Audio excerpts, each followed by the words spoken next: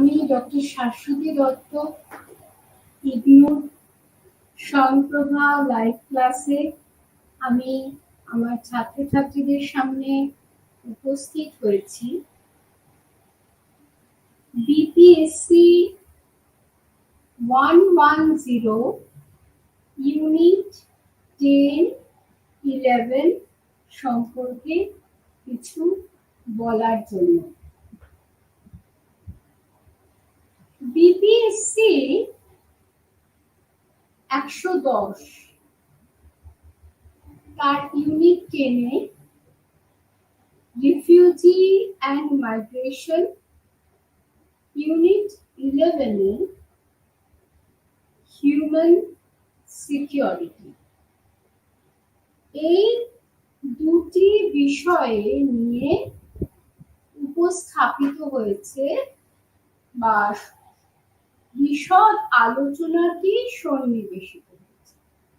আবার আমি বলছি, আমি ডক্টর শাশ্বতী দত্ত, যেটা আমি একটু আগে শুরু করে ফেলেছি, আমার ছাত্রছাত্রীদের সামনে উপস্থিত হয়েছি ইগনোর স্বয়ংপ্রভা লাইভ ক্লাসের মাধ্যমে। বিপিএসসি 110 ইউনিট 10 এবং 11-তে যে বিষয়গুলি সন্নিবেশিত হয়েছে সে সম্পর্কে আলোচনা। রিফিউজি অ্যান্ড মাইগ্রেশন এবং হিউম্যান সিকিউরিটি। আচ্ছা, রিফিউজি মানে শরণার্থী, যারা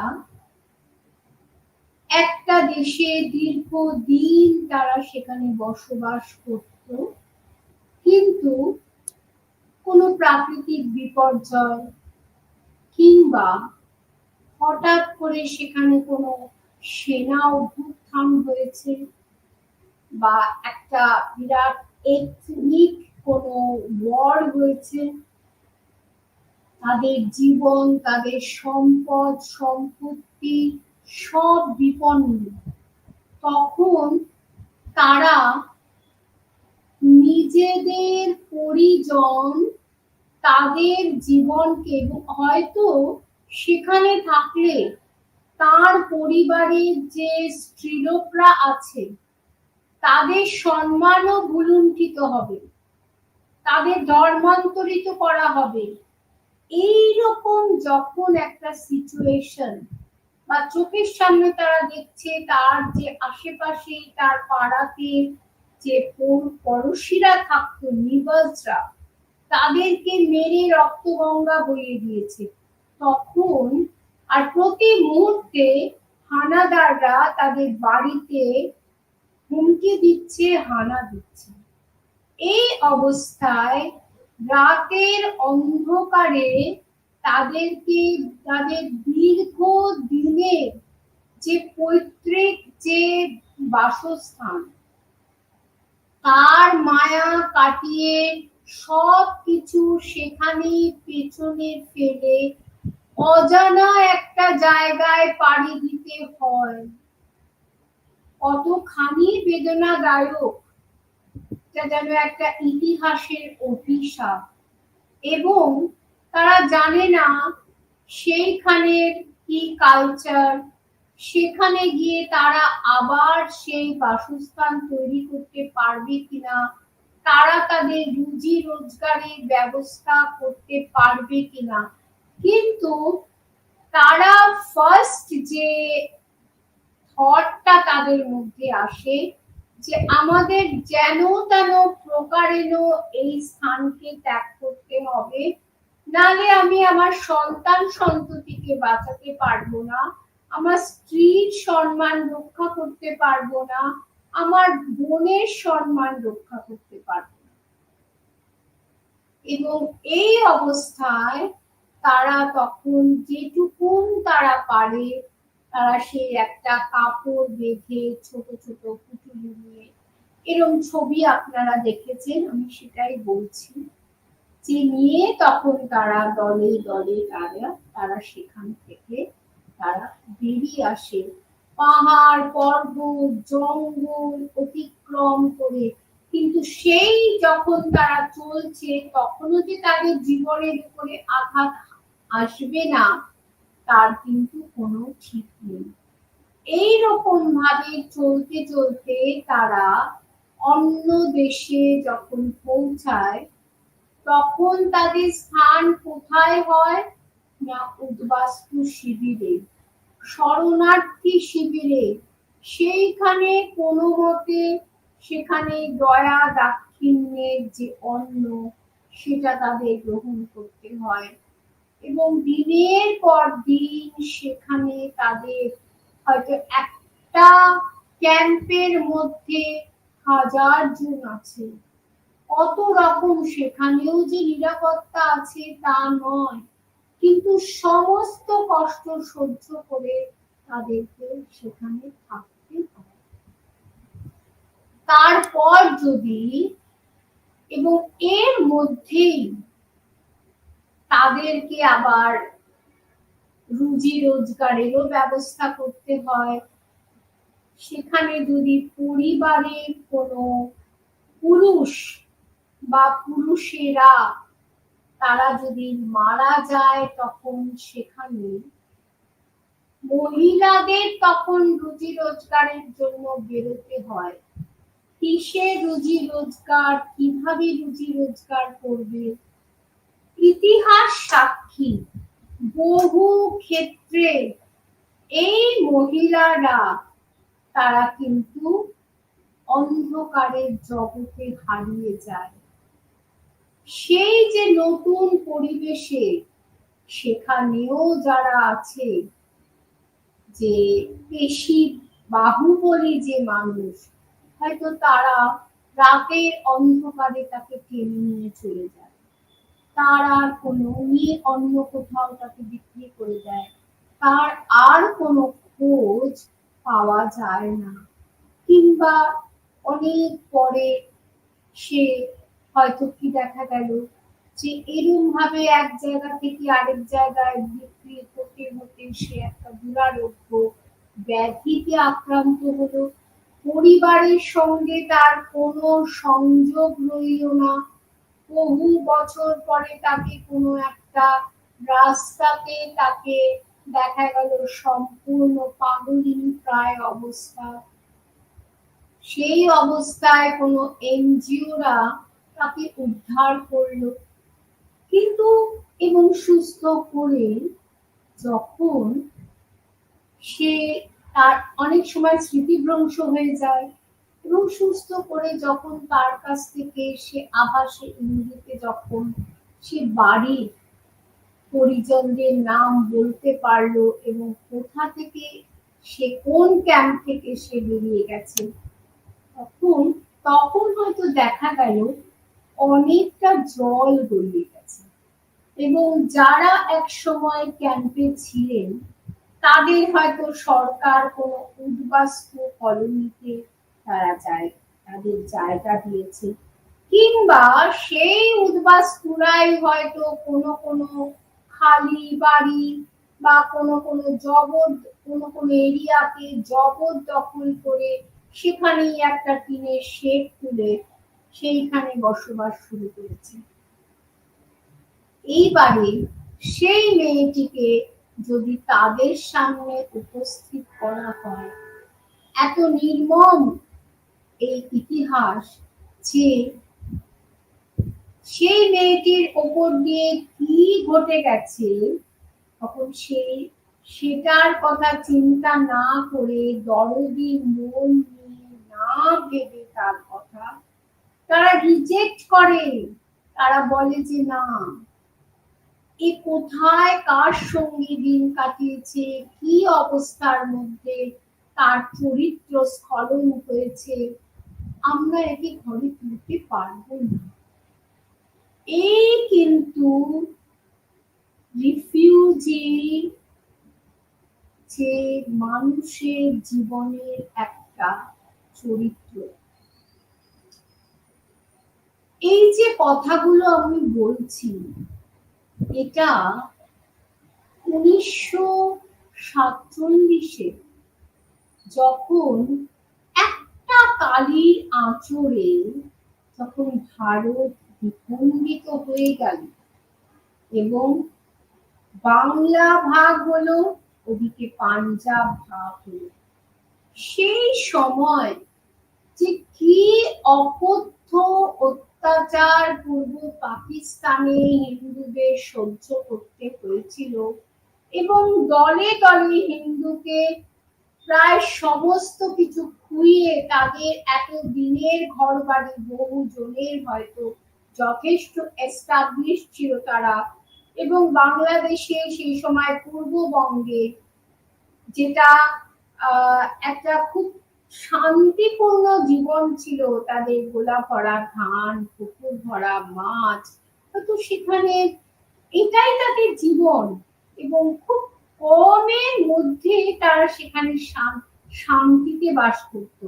হয়তো কোনো কোনো যাদের পরিবারে কোনো কোনো মানুষ এই ভাগ হওয়ার আগে চলে এসেছে, তারা কিন্তু মোটামুটি বেঁচে গেছে। তারা তাদের পরিজনদের হয়তো এখানে নিয়ে এসে একটা স্থায়ী বাসস্থান দিতে পেরেছে, মাথা গোঁজার ঠাঁই। কিন্তু যারা হঠাৎ করে এখানে এসছে, বহু মানুষ তারা, এবং বলা হয় সেই সময় শিয়ালদা স্টেশন পুরো উদ্বাস্তুতে ভরে গেছিল। কলকাতা শহরের এখানে সেখানে উদ্বাস্তুরা আশ্রয় নিয়েছিল এবং এবং বহু সাহিত্যে দেখা যায় যে খিদের তাড়নায় কুকুরের সঙ্গে তারা লড়াই করে তারা খাদ্য, ওই আস্তাকুট থেকে খাদ্য সংগ্রহ করছে। আজ আপনাদের সামনে যখন এই কথাগুলো বলছি, আপনাদের জেনারেশন কিন্তু সেই ইতিহাস থেকে একেবারেই, আপনারা সেই সময়কার ইতিহাস সম্পর্কে আপনারা পরিচিত নন এবং সেই কারণেই হয়তো আপনাদের মনে সেটা সেটা দাগ কাটবে না। কিন্তু যদি আপনাদের কারো কারো বাড়িতে এখনো দাদু, ঠাকুমা, দিদা কি তার থেকেও কোনো বুজুর্গ থাকে, তাদের থেকে আপনারা যদি সেই সময়কার কাহিনী শোনেন, তাহলে কিন্তু আপনারা তাদের মর্মস্পর্শী অভিজ্ঞতা, কারণ না হলে আপনারা যদি ইতিহাসকে না জানেন তাহলে কিন্তু আপনারা মূলচ্ছেদ হবেন। যে যারা পূর্ববঙ্গ থেকে এই পশ্চিমবঙ্গে এসেছিল, কেউ কিন্তু খুব আনন্দে আসেনি, কারণ তারা সেই জায়গাটাকে, সেই প্রকৃতিটাকে ভালোবাসতো। কেউ কিন্তু এইরকম ভাবে উচ্ছন্নের মতন জীবন যাপন করতে চায় না, লড়াই করে জবরদখল কলোনিতে থাকতে চায় না, যে হঠাৎ করে তাদেরকে যে কোনো দিন তাদেরকে উৎপাটিত করতে পারে। এই যে আজকে কদিন ধরে আপনারা শুনছেন হকার উচ্ছেদ হচ্ছে, তাহলে যে হকার গুলোর সম্পত্তি গেল, যারা কাজ পেয়েছে পেয়েছে, কিন্তু এই যে তারা রাস্তা জুড়ে হকারি করছে, তারাও তো জানে তাদের প্রাণেও ভয় আছে, মনে ভয় আছে যে কোনো দিন কিন্তু পুলিশ তাদেরকে উৎখাত করতে পারে, সরকার তাদেরকে উৎখাত করতে পারে। এক সময় আমরা শুনতাম হল্লা গাড়ি, মানে পুলিশ আসছে, তারা কোনো মতে, আমি নিজে চোখে দেখেছি, তারা তাদের জিনিসপত্র গুলো সমস্ত নিয়ে ওইখান থেকে চলে গেল, আবার পুলিশ চলে গেল, সেখানে এসে তারা আবার সেখানে বসছে। তাহলে কারা বসিয়েছে, এবং এর সঙ্গেও রাজনীতির একটা খেলা তো অবশ্যই আছে। এই যে যারা উদ্বাস্তু হয়ে এলো, তারা তো রাজনীতির শিকার। নেতারা একসঙ্গে বসে ভাগ করলেন, কিন্তু সেই যে কত লক্ষ লক্ষ মানুষের জীবন তার সঙ্গে জড়িত আছে, সে কথা কিন্তু তারা চিন্তাও করলেন না। পাঞ্জাবে যখন ভাগ হলো তখন কি হলো, পাঞ্জাবের মুসলিমরা তারা পশ্চিম পাঞ্জাবে চলে গেল, ওখান থেকে পাকিস্তান থেকে পূর্ব পাঞ্জাবে চলে এলো এবং তারা যেটা ফেলে গেছিল সেই সম্পত্তি তারা ভোগ করলো। তো এই যে পুরোপুরি চেঞ্জ, একটা কালচারের চেঞ্জ, একটা পুরো একটা দেশের চেঞ্জ, তার তো একটা প্রভাব, একটা ক্ষত, একটা বিরাট ক্ষত থাকে। কিন্তু আমাদের বাংলায় কি হলো, বাংলায় কিন্তু এখানকার মুসলিমরা ওখানে গেল না, বরং ওইখান থেকে হিন্দুরা রিফিউজি শরণার্থী হয়ে এখানে তারা আশ্রয় নিল। এবং সেই সময় আমাদের এখানকার সরকার তারা যে কত রিফিউজিকে, তাদের রিফিউজি ক্যাম্প তৈরি হয়েছিল এবং দীর্ঘদিন তাদেরকে সেই শিবিরে তাদের খাদ্য যোগান দিয়ে গেছে এবং এবং নানান জায়গায় প্রকল্প হলো যেখানে তাদেরকে থাকার জন্য কলোনি করে দেওয়া হলো ইত্যাদি। এগুলো ভীষণ একটা ইতিহাসের একটা ঘটনা পরম্পরা।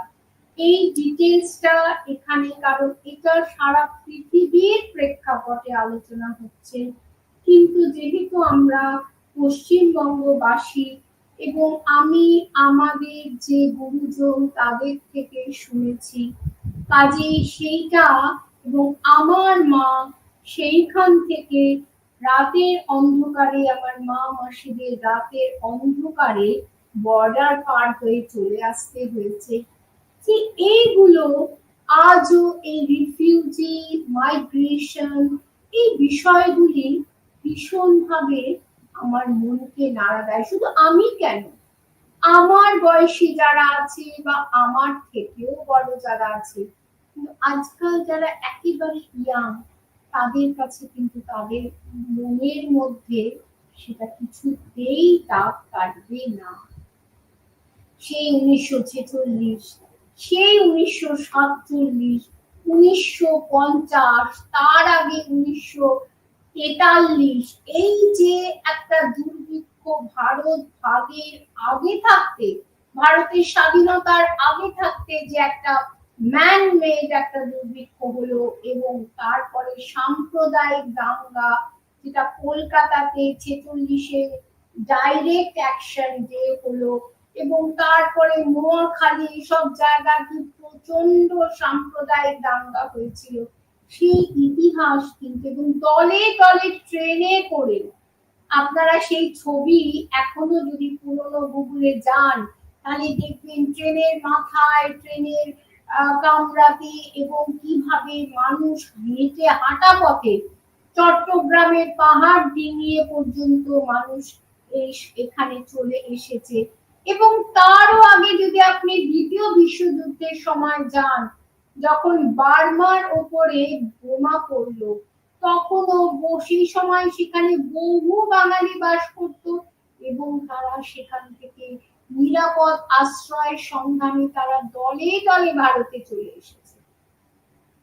কাজেই এইভাবে আমরা ব্রিটিশ পিরিয়ডের থেকেই কিন্তু, কলোনিয়াল পিরিয়ডের থেকেই কিন্তু ভারতবর্ষ একের পর এক আমরা দেখছি শরণার্থীর অভিঘাত এবং উদ্বাস্তু যে কিভাবে ঢল।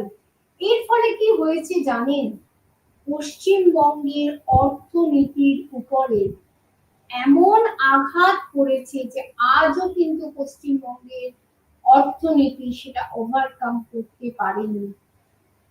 ডক্টর বিধানচন্দ্র রায়, তিনি আজও আমাদের কাছে সর্বজন শ্রদ্ধেয়। তিনি সেই সময় শরণার্থীদের জন্য বহু প্রকল্প নিয়েছিলেন এবং কেন্দ্রীয় সরকারের সঙ্গে পরামর্শ করে তিনি বহু জায়গায় কলোনি তৈরি করেছেন। তো এই যে, এবং এরপরে আমরা কি দেখছি, 1971 সালে যখন বাংলাদেশের যুদ্ধ হলো, যখন পূর্ব পাকিস্তান থেকে বাংলার আলাদা হয়ে বাংলাদেশ একটা হলো নতুন রাষ্ট্র, সেই সময়েও শরণার্থীর দল এসেছিল এবং তৎকালীন প্রধানমন্ত্রী ইন্দিরা গান্ধী তিনি বুঝেছিলেন যদি এইটাকে বন্ধ করা না যায় তাহলে কিন্তু এত শরণার্থী আবার ভারতে প্রবেশ করবে যে ভারতের অর্থনীতি একেবারে পঙ্গু হয়ে যাবে। সেই কারণেই কিন্তু তিনি ফোর্স পাঠিয়েছিলেন সেখানে। যাই এইভাবে এই যে রিফিউজি কিন্তু সারা পৃথিবীতে যখনই কোথাও কোনো যেমন আফগানিস্তানে যখন একটা বিরাট একটা এই আল কায়েদাদের অভ্যুত্থান হলো, আক্রমণ হলো, সেখানে সরকারের সঙ্গে লড়াই সংঘর্ষ, সেই সময়ও কিন্তু বহু মানুষ যখন চারিদিকে, তখন সেনারা এদিকে আমেরিকান সৈন্যরা যে আমেরিকার সঙ্গে চুক্তি অনুসারে সৈন্যরা কিন্তু তখন প্রত্যাবর্তন করছে দীর্ঘদিন সেখানে থাকার পরে। এই অবস্থায় সেখানকার মানুষের যে কি দুর্দশা, এবং তারা ট্রেনে করে, তারা জাহাজে করে, তারা সেইখান থেকে পালিয়ে বহু মানুষ আমেরিকায় চলে গেছে।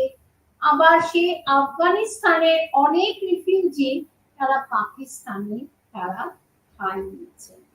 তাহলে এই যে এক দেশ থেকে যখন রিফিউজির চাপ যখন আরেক দেশে আসে তখন কিন্তু একটা বিরাট অর্থনৈতিক ক্ষতি সেই যেই দেশে যেখানে শেল্টার নিচ্ছে সেই দেশের উপরে পড়ে এবং মানুষজনের জীবন তো একেবারেই মানে বিপর্যস্ত হয়। এই যে মানুষের জীবন বিপন্ন, তাহলে হিউম্যান এর সঙ্গে রিলেটেড হিউম্যান সিকিউরিটি মানে কি? মানুষের নিরাপত্তা। তাহলে এই যে একটা মানুষ সব কিছু ছেড়ে চলতে চলতে অনেক সময় গুলি খেয়ে তারা মারাও যাচ্ছে, এই মানুষের নিরাপত্তা কোথায়? কে দেবে এই নিরাপত্তা?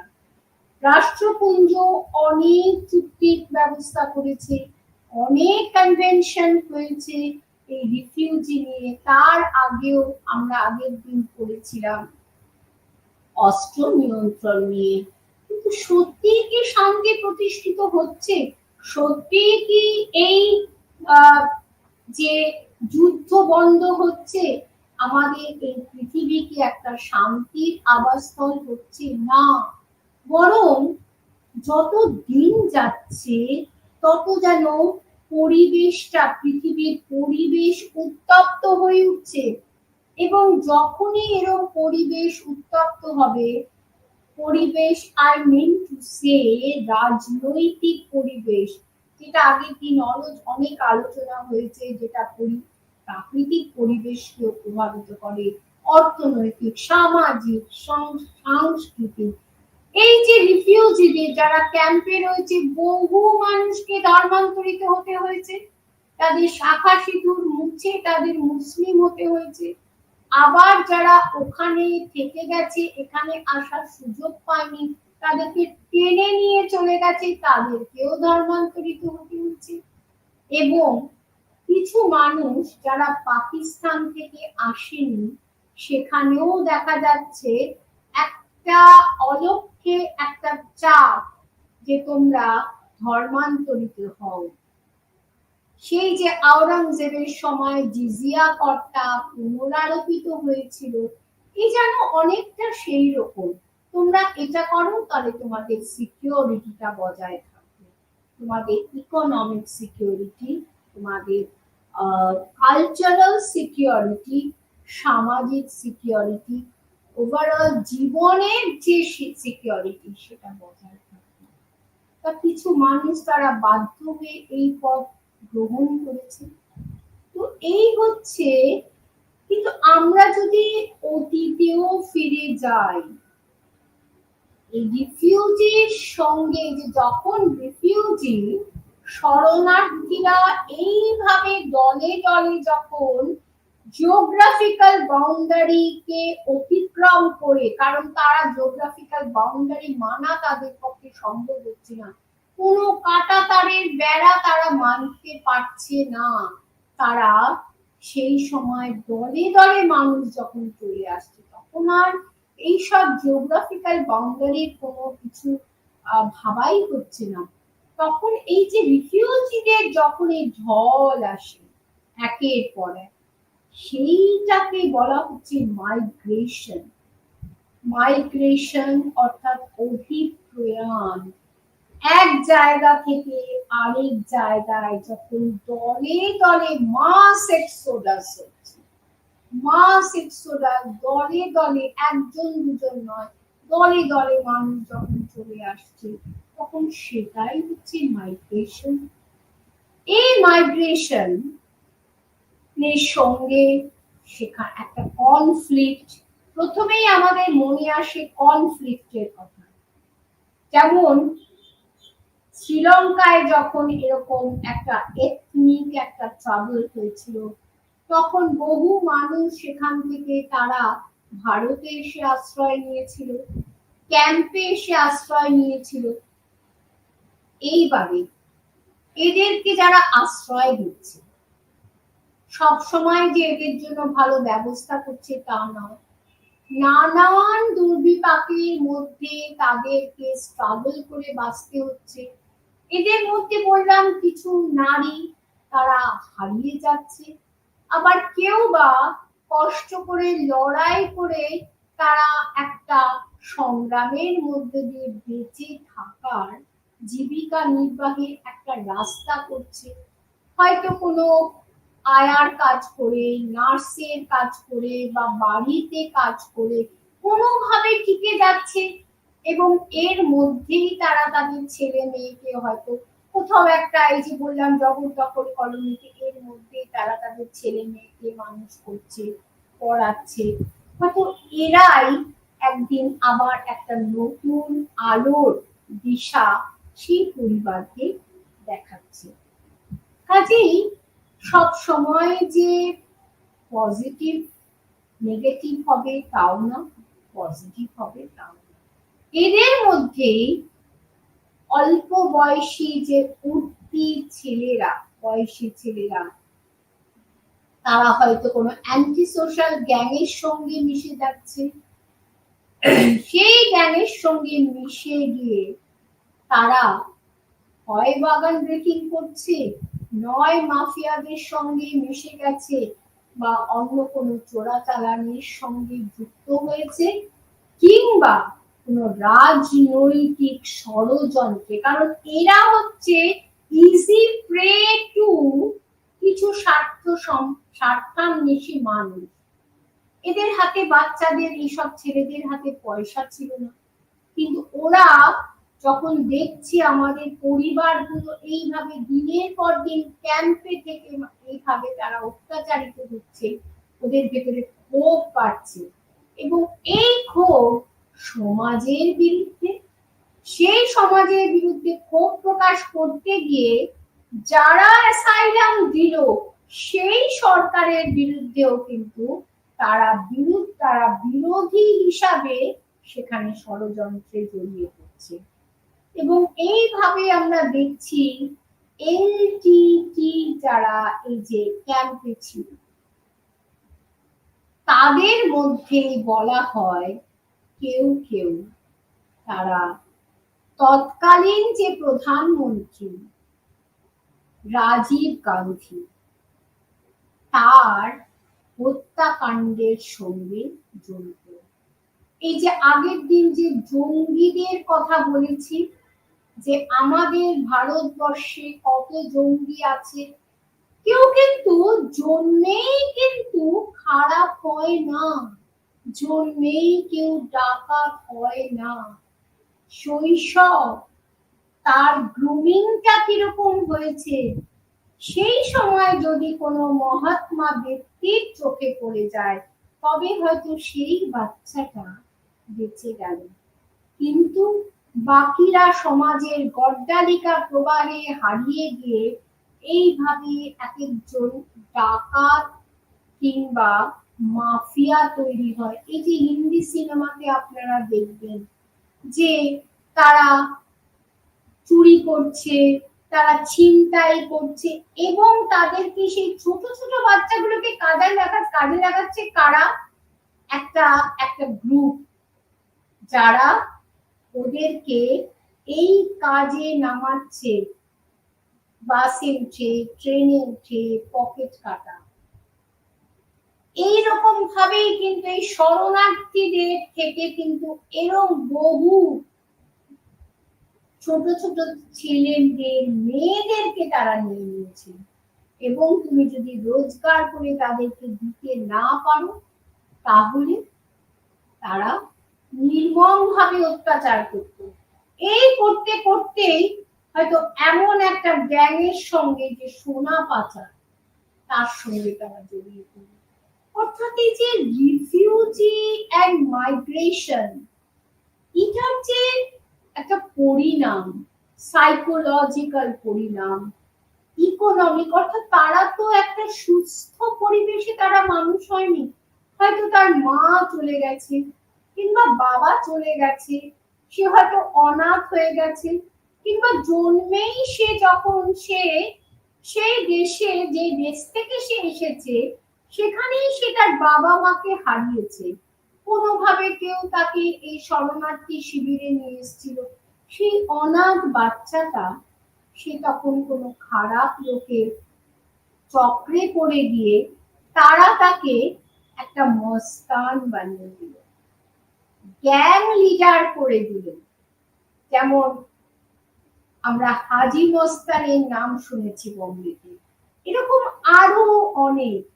তাহলে পরিবেশ সঙ্গে হিউম্যান সিকিউরিটি, এই যে ছেলেগুলো আজকে খারাপ পথে চলে গেছে, যে কোনো দিন পুলিশের গুলিতে মারা যাবে, কিংবা গ্যাং ওয়ারের মধ্যে তারা তাদের জীবনটা যাবে। কাজে এর সঙ্গে তাদের এই রিফিউজি মাইগ্রেশনের শিকার যারা, তাদের হিউম্যান সিকিউরিটি কোথায়? কোথাও নেই। এইভাবে এই যে আফগানিস্তানের যে সমস্যা কথা বললাম, আবার কিংবা এই যে ইউক্রেনের সঙ্গে রাশিয়ার যুদ্ধ হচ্ছে, সেখানেও তো কত মানুষ, কিংবা যে গাজার যে ছেলে মেয়েরা, তারা খেতে পাচ্ছে না। যদি বা কেউ তাদের শরণার্থী শিবিরের কথাও তাদের শোনা যাচ্ছে না। যারা যাচ্ছে এই রাষ্ট্রপুঞ্জ থেকে, যারা এনজিওসরা যাচ্ছে, তারা নিজেরাই বোমা খেয়ে মারা যাচ্ছে। তাহলে তাদেরকে কে আশ্রয় দেবে? এবং চারদিক থেকে বর্ডার গুলোকে আটকে দিয়েছে। কোথায় গিয়ে তারা আশ্রয় নেবে? এখানে এই যে এরা যদি রিফিউজি হচ্ছে, এরা মাইগ্রেশন যদি করে, এদের হিউম্যান সিকিউরিটি কোথায়? কত যে বাচ্চারা মারা গেছে তার কোনো ঠিক নেই। তাহলে রাজায় রাজায় যুদ্ধ হয়, উলুখাগড়ার প্রাণ যায়, তারা রিফিউজি হয়, নয় তারা অকালে মারা যায়। এবং ম্যাল নিউট্রিশন, এই রিফিউজিরা অধিকাংশ ম্যাল নিউট্রিশনে মারা যায়, অর্থের অভাবে, খাদ্যের অভাবে তারা মারা যাচ্ছে। প্লাস অন্ধকার জগতের একটা প্রলোভন তাদের মধ্যে। তাদের কিন্তু প্রত্যেকটা মানুষেরই কিন্তু রাইট টু লিভ আছে, রাইট টু ইকোনমিক সিকিউরিটি আছে, রাইট টু কালচার আছে, নিজের কালচারকে, সেটাকে অনুসরণ করা।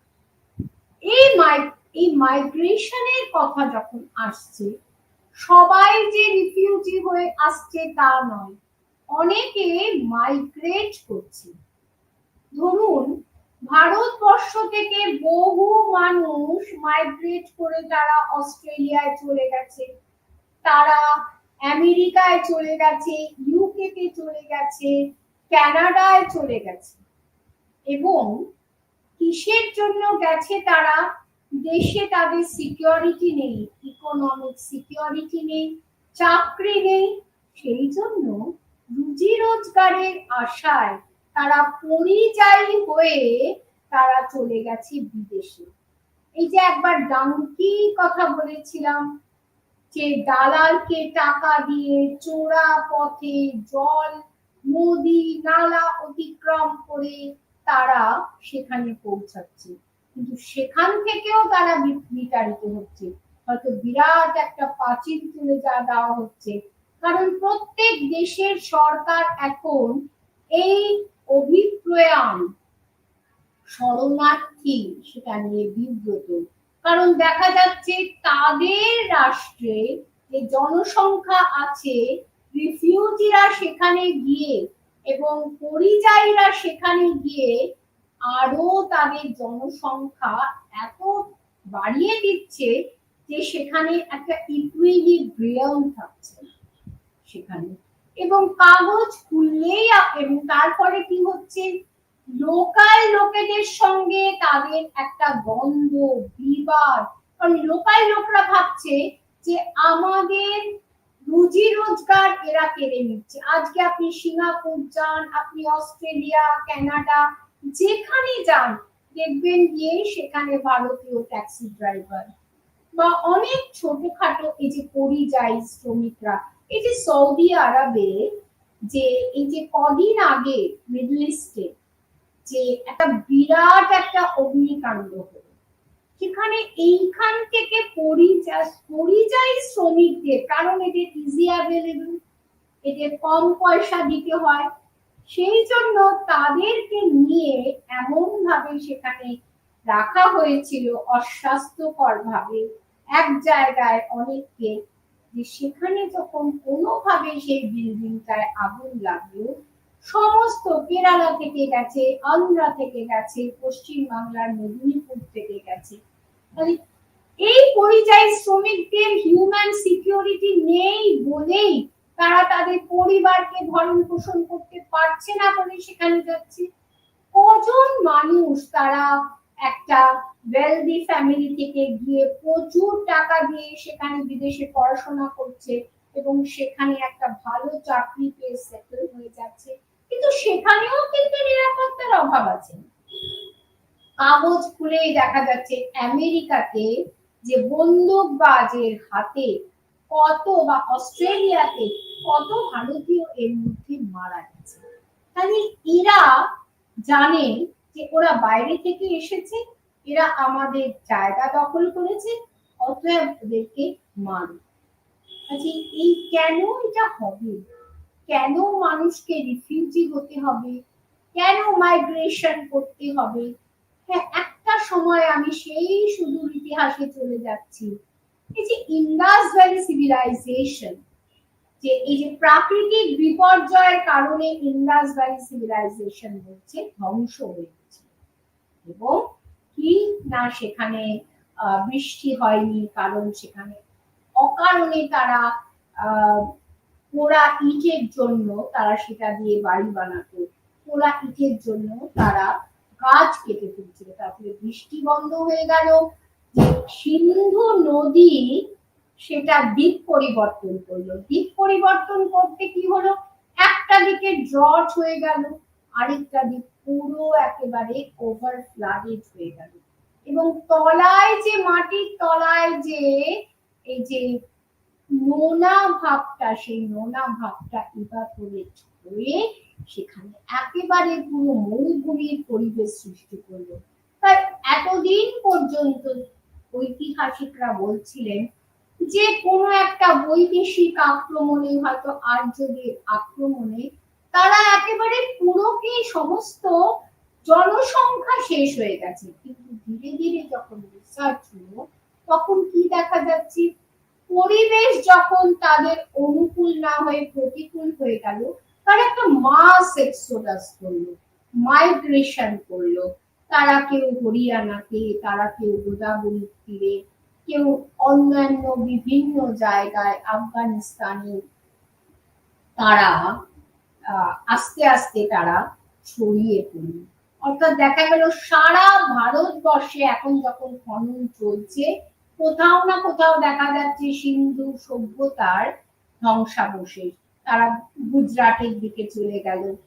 তাহলে এই অভিপ্রয়াণ, এবং অনেক আগে যখন প্রাগৈতিহাসিক যুগ ছিল তখনও কিন্তু অভিপ্রায়ণ করত যে প্রাগৈতিহাসিক মানুষ আরো অনুকূল পরিবেশের জন্য অভিপ্রায়ণ করত। তার মধ্যে এই যে অভিপ্রায়ণের ব্যাপারটা, শরণার্থীরা এই যে যারা পূর্ববঙ্গ থেকে যারা এসেছিল তারা কি কজন তারা বলুন তো তারা আবার ফিরে গেছে তাদের ওই নিজের দেশে? বরং তারা এখানে একটা লড়াই করতে করতে রিসেটেলমেন্ট করে নিয়েছে। তেমনি অভিপ্রায়ণের ক্ষেত্রেও খুব কম সংখ্যকই দেখা গেছে সে প্রাগৈতিহাসিক যুগই বলুন, সিন্ধু সভ্যতার যুগই বলুন, তারা কিন্তু আর তাদের পুরনো জায়গাতে ফিরে যায়নি। যে কারণে সেই মানে যে অতীতেও যে বিদেশ থেকে যে সমস্ত প্রাগৈতিহাসিক মানুষ তাদের কাশ্মীরেও তাদের সেটেলমেন্টে পাওয়া যাচ্ছে ভারতের বিভিন্ন প্রান্তে। তার মানে কি এটা অভিপ্রায়ণ হয়েছে। সেইটা একটা মাস এক্সোডাস এবং সেটা প্রাকৃতিক বিপর্যয়ের কারণে সেখানে কিন্তু কোনো হানাহানি মারামারি, এখন যেটা হচ্ছে সারা পৃথিবীতে বন্দুক বাজছে, সারা পৃথিবী এখন যুদ্ধে একেবারে দীর্ণ হয়ে গেছে, হয়তো থার্ড ওয়ার্ল্ড ওয়ার রাখতেই পারে। তো এই যে বিষয়টা তাতে হিউম্যান সিকিউরিটি বিপন্ন হচ্ছে। সুতরাং আমাদের এই রিফিউজি আর migration it is related issue, এবং এই রিফিউজি মাইগ্রেশনের সঙ্গে হিউম্যান সিকিউরিটির বিষয়টাও কিন্তু ভীষণভাবে এই হচ্ছে। আমি বারবার করে আমাদের দেশের কথা বলছি কারণ আমরা হচ্ছে ভুক্তভোগী। আমরা কি 47, কি 50, কি আপনার 71, 72, এবং যখনই এরকম কোথাও কোনো একটা অশান্তি হয় তখনই কিন্তু ভারতে মানুষ এসে আশ্রয় নেয় বা বিদেশেরও বিভিন্ন জায়গায়। আর এই যে উচ্চ শিক্ষার জন্য বাইরে চলে যায় তাদের কজন আবার অনেকেই হয়তো ফিরে আসে এখানে আরো উচ্চ ডিগ্রি নিয়ে। এবার তাদের যে টেকনিক্যাল নলেজটা সেটা কিন্তু আমাদের দেশ বা যে কোনো দেশ কাজে লাগায়। আর কি যে তারা যখন বিদেশে গিয়ে চাকরি করে তখন তারা এখানকার যে মানুষের পরিবারের কাছে যে অর্থ পাঠায়, আমরা বলি না ডলার পাঠাচ্ছে, আর মা এখানে রয়েছে ডলার, এই যে বৈদেশিক মুদ্রা সেটাও আসছে। আবার এখানে যে আনএমপ্লয়মেন্টের প্রেশার সেটাও কিছুটা কমছে। যে পশ্চিমবঙ্গ থেকে কত পরিযায়ী শ্রমিক তারা দলে দলে তারা অন্য দেশে বম্বে বলুন, গুজরাট বলুন, সেখানে চলে গেছে, এবং করোনার সময় তারা যখন ফিরে আসছিল বহু মানুষ তারা মারা গেছে। তো এই যে বিষয়গুলো সবই বুঝলাম সরকারের বৈদেশিক মুদ্রা আদায় করছে এবং আনএমপ্লয়মেন্টের প্রেশার কমছে, কিন্তু কেন নিজের দেশে মানুষ তার সিকিউরিটিটাকে পাবে না? যাই হোক, যেটা আমি এখন শুরু করছি ভেতরটা, এতক্ষণ যেটা বললাম আধুনিক বিশ্বে অভিপ্রায়ণ একটা গুরুত্বপূর্ণ সমস্যা। উন্নয়নশীল উন্নত সব দেশ ইরেসপেক্টিভ তারা এই সমস্যায় জড়িত, কারণ তাদের অর্থনীতির উপর প্রেশার করছে, পপুলেশনের উপর প্রেশার করছে, খাদ্যের অভাব হচ্ছে। দ্বিতীয় বিশ্বযুদ্ধোত্তর কালে বিশেষ করে ঠান্ডা লড়াইয়ের পরে একাধিক দেশে পরিযায়ী মানুষ ও শরণার্থী জনগোষ্ঠী তারা এসেছে এক দেশ থেকে আরেক দেশে, এবং প্রত্যেক দেশই কিন্তু বিড়ম্বিত, এবং এর সঙ্গে মানুষের নিরাপত্তার বিষয়টি জড়িত। এই রিফিউজিরা যাতে একটু ভালো থাকে, তারা যাতে যেখানে শেল্টার নিয়েছে তাদের হিউম্যান রাইটসটা যাতে ঠিক থাকে, সেটার জন্য রাষ্ট্র কিন্তু অনেক কিছু করেছে। Article 33(1) of United Nations convention relating to status of refugee, অর্থাৎ রিফিউজি স্ট্যাটাসটা কি হবে সেটাও ইউনাইটেড নেশনের আর্টিকেল 33/1 এটা ঠিক করেছে। Article 14 universal declaration of human rights, অর্থাৎ এই রিফিউজিদেরও জীবন, তাদের জীবিকাকে নিশ্চিত করতে হবে এই যে দেশে আসছে, এবং যদি কেউ সেখানে নন রিফলমেন্ট, যদি কেউ আসে তাদেরকে রিজেক্ট করা যাবে না। এই যে এখন রোহিঙ্গারা সমানে আসছে মায়ানমার থেকে, তারা কিন্তু আমাদের দেশের একটা সমস্যা এবং বিপজ্জনকও বটে। ওই যে বললাম অনেকেই এই উদ্বাস্তুদের তাদের নিজেদের স্বার্থে লাগায়, সরকার বিরোধী কাজে তাদেরকে লিপ্ত করে।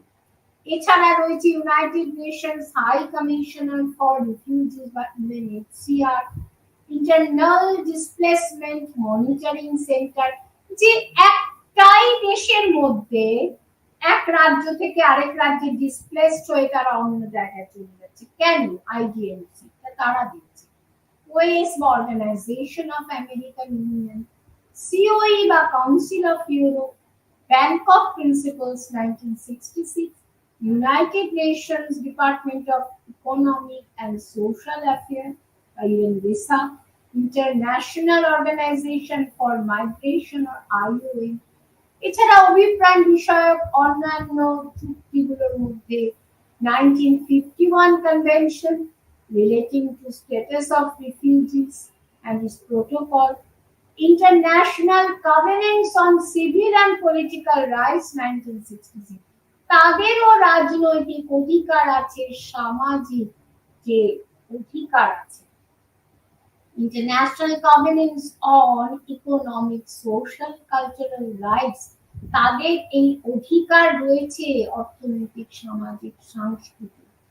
ইন্টারন্যাশনাল লেবার অর্গানাইজেশন, এই যে পরিযায়ীরা চলে যাচ্ছে এক জায়গা থেকে এক জায়গায়, তো সেখানে মাইগ্রেন্ট ওয়ার্কার্সদের নিয়ে একটা কনভেনশন হয়েছিল 1949-75। এই অভিপ্রায়ের পিছনে যেটা আমি এতক্ষণ বললাম, রাজনৈতিক কারণ, সাম্প্রদায়িক, যেটা আমরা পূর্ব পাকিস্তানের ক্ষেত্রে দেখেছি, সাম্প্রদায়িক হিংসা, হিন্দুদের থাকতে দেব না, এই পূর্ব পাকিস্তান ফর মুসলিমস, যে দু একজন থেকে গেছে তারা প্রাণের মায়া ত্যাগ করেই থেকেছে। বৈদেশিক আক্রমণ হচ্ছে যখন, তখনও তাদের কি হচ্ছে যে যারা আক্রান্ত হচ্ছে তখন এক দেশ থেকে, যে অনেক ঠান্ডা লড়াইয়ের সময় যে অনেক যুদ্ধ হচ্ছে, ভিয়েতনামের ওপর যে আমেরিকার আক্রমণ হয়েছে, তখনও অনেক মানুষ ছেড়ে চলে এসেছে। প্রাকৃতিক বিপর্যয়, পেশা, খাদ্য, বস্ত্রের সন্ধানে, সেটাও বললাম, ভিন্ন দেশে যাচ্ছে, কিংবা দেশের ভেতরে একটা বৃহৎ অভ্যুত্থান হচ্ছে, মিলিটারি হয়তো আর্মি অভ্যুত্থান, তখন মানুষ চলে আসছে। যে গাজাতে দেখুন কি অবস্থা, এটাও তো একটা অভ্যুত্থান। তাহলে সেখানে কিন্তু বৈদেশিক আক্রমণ, অর্থাৎ ইসরায়েল সেখানে আক্রমণ করছে, আর এই যে অভ্যুত্থান যেটা হয়েছিল পূর্ব পাকিস্তানের থেকে, পূর্ব পাকিস্তান পশ্চিম পাকিস্তানের সঙ্গে আলাদা হয়ে যাবে, সেটা কিন্তু একটা অভ্যন্তরীণ অভ্যুত্থান। তাহলে এই যে রাষ্ট্রপুঞ্জ এই আন্তর্জাতিক পরিযায়ীদের দুটো ভাগে ভাগ করেছে, একটা দীর্ঘকালীন যারা চলে যাচ্ছে আর ফিরছে না, আরেকটা হচ্ছে সাময়িক ভাবে তারা পরিযায়ী হয়েছে।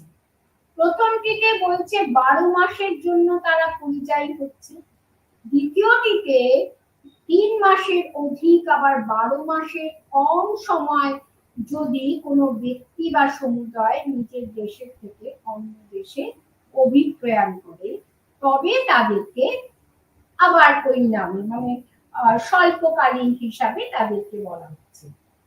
রিফিউজি শব্দটা কোথা থেকে এসছে? ল্যাটিন ট্রুগার থেকে উদ্ভূত হয়েছে। রিফিউজি কারা? নিরাপত্তার জন্য পলায়ন করছে, রাজনৈতিক অত্যাচার থেকে নিজেদেরকে রক্ষা করবার জন্য, নিজের দেশে নিরাপত্তা না পেয়ে তারা আশ্রয় সন্ধানে ভিন দেশে পাড়ি দিচ্ছে, কিন্তু অনেক সময় তাদের প্রার্থনা মঞ্জুর হচ্ছে না, আবার ডায়াসপোরারা কি, তারা ওখানে বেশ বিদেশে গিয়ে সেটেল করে গেছে, তাদেরকে ট্রান্সন্যাশনাল কমিউনিটিও বলা হচ্ছে। তারা কি করছে, তারা আবার যেখানে গিয়ে আশ্রয় নিচ্ছে, তারা সেই দেশের সরকার তাদেরকে কাজে লাগাচ্ছে এবং তারা অর্থ দিয়ে নিজের দেশের সরকারকে ফেলার জন্য কিন্তু তারা বাইরে থেকে অনেক সময় তারা চেষ্টা করে যাচ্ছে। আমাদের ভারতবর্ষে যে নির্বাচনের সময় যেসব ঘটনা ঘটেছে সেটা একটা প্রমাণিত সত্য। আর এছাড়া রয়েছে কারা, ইন্টারনালি ডিসপ্লেসড পারসন, নিজের দেশ থেকেই তারা, নিজের রাজ্য থেকে, নিজের ঘর থেকে তারা বঞ্চিত হচ্ছে, তাদেরকে উৎখাত করা হচ্ছে নিজের বাড়ি থেকে। উৎখাত করে তারা কোথায় থাকছে, হয়তো কোনো বস্তিতে থাকছে বা কোনো খোলা জায়গায় থাকছে। এদের কারা করছে, হয়তো পেশি বলি, কোনো বাহুবলী মানুষ, প্রমোটাররা যেরকম সবকিছু বার করে দিচ্ছে, দিয়ে উৎখাত করছে, বুলডোজার দিয়ে চালিয়ে দিয়ে তারা সেখানে মল তৈরি করছে। ইরেগুলার মাইগ্রেশন আর ইলিগাল, মানে এগুলো কিন্তু ঠিক সরকারি ভাবে স্বীকৃত নয়। এরা রাতের অন্ধকারে এরা মানে প্রায়শই এদের এই মাইগ্রেশনটা হচ্ছে। এই যে আগে আমি বলছিলাম বর্ডার, তারা হয়তো বিএসএফ কে পয়সা দিচ্ছে, বর্ডার পার হয়ে তারা আসছে, সে কাজ করে চলে যাচ্ছে, কিংবা এখানেই স্থায়ীভাবে থেকে যাচ্ছে, কোন রকম তাদের পাসপোর্ট ভিসা নেই। এই যে কদিন আগে সাংসদ, বাংলাদেশের সাংসদ হত্যার পেছনে যাদের নাম উঠলো, তারা কিন্তু উইদাউট পাসপোর্ট ভিসা তারা এখানে দীর্ঘ বেশ 3 মাস ধরে তারা এখানে ছিল নিউ মার্কেটে, সেখানে বিক্রি করেছে এবং যে টুকরো টুকরো করে কেটেছে সে আবার ওই বম্বেতে উইদাউট পাসপোর্ট সেখানে মানুষের দোকানে কাজ করবে। এই মিক্সড ইনফ্লাক্স, মিক্সড ফ্লো, এই মিক্সড ইনফ্লাক্স মিক্সড ফ্লোতে কি হচ্ছে, বিভিন্ন জায়গা থেকে তারা আসছে, আর মিক্সড ইনফ্লাক্সে একটা নির্দিষ্ট অঞ্চল থেকে আসছে। এই শরণার্থীদের যে আইন রয়েছে আন্তর্জাতিক, অর্থাৎ নন রিফলমেন্ট, কাউকে অস্বীকার করা যাবে না। আর্টিকেল 33/1 কি বলছে, relating to status of refugee, যেটার কথা একটু আগে বললাম, এর ওপর কিন্তু বিশেষভাবে জোর দেওয়া হচ্ছে। আর নেতিবাচক সদর্থক দুইটি দিকই আছে। পরিযায়ীরা অর্থনৈতিক সচ্ছলতার মুখ দেখবার জন্যই কিন্তু অন্য দেশে যাচ্ছে। এখান থেকে গুজরাটে গিয়ে তারা অর্নামেন্টস এর কাজ করছে, সেখানে গিয়ে কিংবা সিঙ্গাপুরে গিয়ে ড্রাইভারি করছে, তাদের একটা যথেষ্ট ভালো রোজগার হচ্ছে এবং এর একটা সামাজিক প্রভাব, সেই তার পরিবার সচ্ছল হচ্ছে, বেকারত্ব হ্রাস হচ্ছে। 2016-তে এইভাবে ভারত, চীন, ফিলিপিন্স, মেক্সিকো, পাকিস্তান এই পরিযায়ীদের মাধ্যমে প্রচুর বিদেশি মুদ্রা লাভ করেছে। এরা আবার সেই দেশের কর্মসংস্কৃতি, পেশাগত দক্ষতা, সেই নলেজটা আমাদের দেশে নিয়ে আসছে। এছাড়া যে দেশে তারা আশ্রয় নিচ্ছে তার অর্থনৈতিক অগ্রগতিতেও কিন্তু তারা যোগদান করছে। এই যে ব্রেন ড্রেন, এখান থেকে কত ডাক্তার, ইঞ্জিনিয়ার চলে গেছে, সেখানে তারা কিন্তু সেই দেশের জন্য কাজ করছে, আমাদের দেশের জন্য।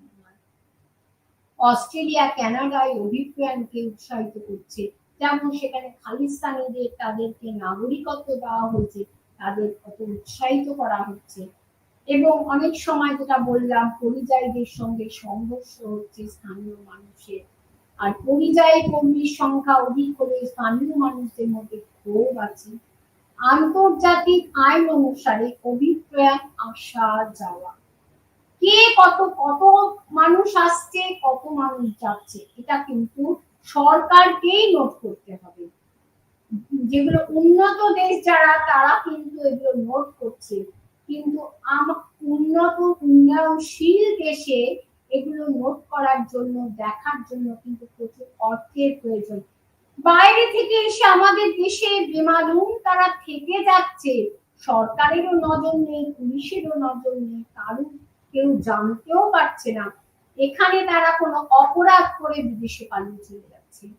এইভাবে 2016-তে পৃথিবী জুড়ে 40.3 মিলিয়ন নির্বাসী ছিল, 22.5 মিলিয়ন শরণার্থী 18তে বেড়ে 68.5-এ দাঁড়ালো।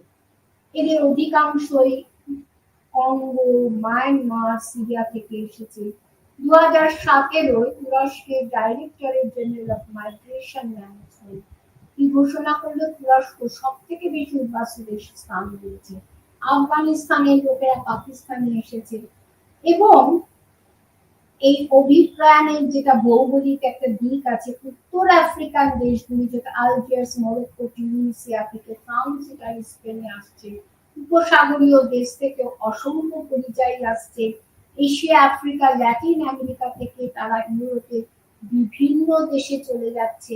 একইভাবে মধ্য আমেরিকার এল সালভাডর, গুয়াতেমালা, হন্ডুরাস, দক্ষিণ আফ্রিকার কলম্বিয়া, ব্রাজিল, পেরু, কাজাখস্তানেও আশ্রয় নিয়েছে প্রচুর। তো এদের পুনর্বাসনের দায়িত্ব কিন্তু সরকারকেই নিতে হবে। 2016-তে 1,90,000 উদ্বাস্তুকে পুনর্বাসনের অনুমতি দেওয়া হয়েছে। এতে সিরিয়া, কঙ্গো, সোমালিয়া, ইরাক শরণার্থীরা উপকৃত হয়েছে। 2016-তে প্রায় 5,50,000 উদ্বাস্তু নিজের শরণার্থী নিজের দেশে ফিরে গেছে। অনেক উদ্বাস্তু পাকিস্তান থেকে আফগানিস্তানে ফিরে গেছে এবং কম্প্রিহেনসিভ রিফিউজি রেসপন্স ফ্রেমওয়ার্ক যেটা করা হয়েছে রাষ্ট্রপুঞ্জ, তাতে একটা সুস্থ প্রত্যাবর্তন ও পুনর্বাসনের কথা বলা হয়েছে। ভারতে কিন্তু যেটা বললাম, বারবার শরণার্থীর আগমনে অস্থির হয়ে গেছে রাজনীতির সময়। শ্রীলঙ্কার তামিল রিফিউজিদের কথা বলেছি, এছাড়া তিব্বতী, চাকমা, হেজং রিফিউজি, এই চাকমারা অরুণাচল প্রদেশের ওখানে বাস করছে। তিব্বতীদের আবার একটা স্পেশাল এন্ট্রি পারমিট দিচ্ছে। এই চাকমাদের নিয়ে কিন্তু অরুণাচলে হামেশাই কিন্তু সেখানে গন্ডগোল লেগে থাকছে সেখানকার স্থানীয় মানুষের সঙ্গে। তো এই যে তিব্বতীদের একটা no objection to return to India NORI issue করা হচ্ছে, আর রোহিঙ্গারা একটা সমস্যা হয়ে দাঁড়িয়েছে। পরাধীন ভারতে সরকার ফরেনার্স অ্যাক্ট ইস্যু করেছিল 1864, 1940-46-46-এ। আর ভারতের ক্ষেত্রে আমরা পরবর্তীকালে দেখছি passport act, extradition act, protection of human rights act এগুলো ইস্যু হচ্ছে। এতে কি হচ্ছে, ফরেনার্স অ্যাক্টে বিদেশিদের থানায় হাজিরা দিতে হবে এবং রিফিউজিদের যাতে কোনো অত্যাচার করা না হয় কোর্টকে দেখতে হবে। এবং UNHCR 2006 10টা পয়েন্ট দেওয়া হয়েছে, কিন্তু দক্ষিণ এশিয়া তার অন্তর্ভুক্ত নয়। মানুষ সুরক্ষার বিষয়টি ক্ষতিগ্রস্ত করছে। অনেক রকমের সুরক্ষা, যেটা আমি বললাম, রাজনৈতিক, সামাজিক, অর্থনৈতিক, স্বাস্থ্য, খাদ্য, পরিবেশ, ব্যক্তিগত, গোষ্ঠীগত সুরক্ষা এবং ফ্রিডম ফ্রম ফিয়ার। আমাকে কেউ মারবে, কেউ আমাকে উৎখাত করবে, আমাকে কোনো বাহুবলী আমাকে তাড়িয়ে দেবে, সরকার আমাকে তাড়িয়ে দেবে এবং আমার খাদ্যের ব্যবস্থা নেই, বস্ত্রের ব্যবস্থা নেই, চাকরির কোনো জীবিকার ব্যবস্থা নেই। ফ্রিডম ফ্রম ওয়ান্ট, এখান থেকে মুক্তি কারা দেবে? সরকার। রাষ্ট্রপুঞ্জের যে একটা ইস্যু হয়েছিল সাধারণ সভা, general assembly, universal declaration of human rights, তার উদ্দেশ্য মানব সুরক্ষা এবং সাবিনা আল-কেয়ারের মতে মানব সুরক্ষার উদ্দেশ্য হলো একজন ব্যক্তিকে সমস্ত রকমের থ্রেট থেকে মুক্ত করা, এবং এটা লং টার্ম বলুন, শর্ট টার্ম বলুন, এনি কাইন্ড, যতগুলো সুরক্ষা বললাম সব কটা সুরক্ষা তাকে দিতে হবে। আর কি করতে হবে? Poverty, joint focus on poverty and violence, তার যাতে না খেয়ে যাতে সে না মরে কিংবা কোনো ভায়োলেন্সে না মরে। আর এটা একটা মাল্টি ডাইমেনশনালি যাতে সব রকম সুরক্ষা দিতে হবে। Cultural, permissive threat to vital core of people's life, মানুষের উপর যেখান থেকে মানুষের জীবন থেকে অ্যাটাক আসবে তাকে রক্ষা করার দায়িত্ব কিন্তু সরকারের, এবং সেই জন্য সরকার কতগুলি উদ্যোগ নিয়েছে এবং এই সুরক্ষার দিকটি যৌথ উদ্যোগ, সংযুক্ত বিষয়, মানুষ কেন্দ্রিক উদ্যোগ, এবং যাতে কোনো রকমের বড় ক্ষতি না হয়। এবং তাদের এই সুরক্ষার সঙ্গে কিন্তু জাতীয় নিরাপত্তা, বহিঃশত্রু, হয়তো তারা বহিঃশত্রুর সঙ্গে হাত মেলানো গিয়ে মানুষের সাস্টেইনেবল ডেভেলপমেন্টের কথা বলা হয়েছে, দ্বন্দ্ব থেকে তাদের রক্ষা এবং কোন সেনা কার্যকলাপ থেকে তাদের রক্ষা করতে হবে এবং নিরাপত্তা যেন সর্বাঙ্গীন হয়, সেই দিকটা কিন্তু দেখার দায়িত্ব সরকারের। কিন্তু ঘটনা হচ্ছে যে এত রিফিউজি যে ছিল, রিফিউজি ক্যাম্প, আমরা 1947-এর কথাই ধরি বা 72-এর কথা, এই যে আপনারা কলকাতায় জানবেন, কলকাতায় আমার ছোটবেলায় আমার বাবারা যখন, আমরা তখন কলকাতা বলতে জানতাম কি জানেন, মানে দক্ষিণ কলকাতা, মানে যাদবপুরে গিয়েই সেটা শেষ হয়ে যেত, এরপরে খাটাল ছিল, জলা জমি। এইবারে যারা সেই সময় উদ্বাস্তু হয়ে এসেছিল তারা কিন্তু আস্তে আস্তে সেই সমস্ত জায়গাগুলোকে দখল করে সেখানে থাকতে লাগলো। এক সময় সরকার সুবিবেচনার পরিচয় দিয়ে তাদেরকে সেই জমির উপর অধিকার দিয়েছিল।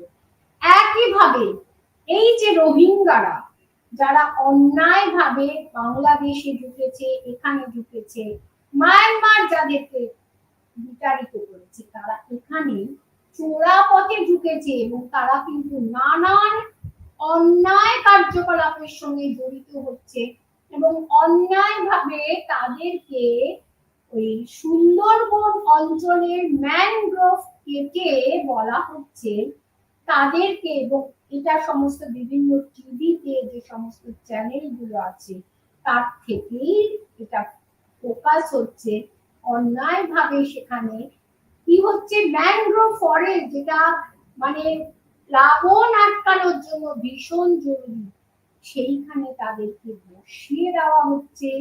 তারা অন্যায়ভাবে ঢুকেছে কিন্তু তাদেরকে ভোটার আই কার্ড দেওয়া হচ্ছে। এরা এই যে, এবং এরা হচ্ছে মুসলিম অন্তর্গত, কিন্তু আমাদের যে দেশীয় মুসলিম আছে তাদেরকেও কিন্তু উৎখাত করা হচ্ছে অনেক ক্ষেত্রে। এই রোহিঙ্গাদের সঙ্গে এদের সংঘর্ষ হচ্ছে। কাজেই একটা কথা বলতেই হবে, শরণার্থী ইস্যুটি কিন্তু যে কোনো দেশের পক্ষে একটা বিরাট সমস্যা। এইটা প্রতিরক্ষার ক্ষেত্রে সমস্যা, নিরাপত্তার দিক থেকে, এবং সামাজিক অর্থনীতির উপরে, যেটা আমি বলেছিলাম উদ্বাস্তুদের আগমনে এত প্রেসার পড়েছিল পশ্চিমবঙ্গের অর্থনীতিতে যে আজও কিন্তু পশ্চিমবঙ্গ ঠিক মতন দাঁড়িয়ে উঠতে পারেনি। কিন্তু আপনি পাঞ্জাবে দেখুন, সেখানে এমন একটা সুষ্ঠু বিন্যাস হয়েছিল যে সেখানে কিন্তু কোনো সমস্যা হয়নি। তো সুতরাং হিউম্যান সিকিউরিটি প্রতি পদে পদে এই শরণার্থীদের তাদের হিউম্যান সিকিউরিটি বিপন্ন এবং তাদের থেকে সমাজে যারা স্থায়ী মানুষ তাদেরও কিন্তু সিকিউরিটি বিপন্ন। এটাকে মনিটরিং করার দায়িত্ব, কে কখন এলো, কে অন্যায়ভাবে থেকে যাচ্ছে বা তাদের পুনর্বাসন দেওয়া, তাদেরকে আবার ফিরিয়ে নেওয়া, এইসব দায়িত্বের জন্য কিন্তু কেন্দ্রীয় সরকার, রাজ্য সরকার প্রত্যেকের আছে। তাদেরকে অন্যায়ভাবে ব্যবহার করে নিজের স্বার্থ সিদ্ধির জন্য, নিজের দেশের রাজনীতির খেলা খেলার জন্য এটা যেন না হয়। তবে সারা দেশে যে কোনো, irrespective of India and others, যে কোনো রাষ্ট্রের কিন্তু অখণ্ডতা একটা সংকটের মুখে পড়ে। এই বলে আমি আমার বক্তব্য এখানেই শেষ করছি। নমস্কার। আপনারা অনুধাবন করুন যে এই রিফিউজি সমস্যাটা কি, তাকে হিউম্যান সিকিউরিটি কি করে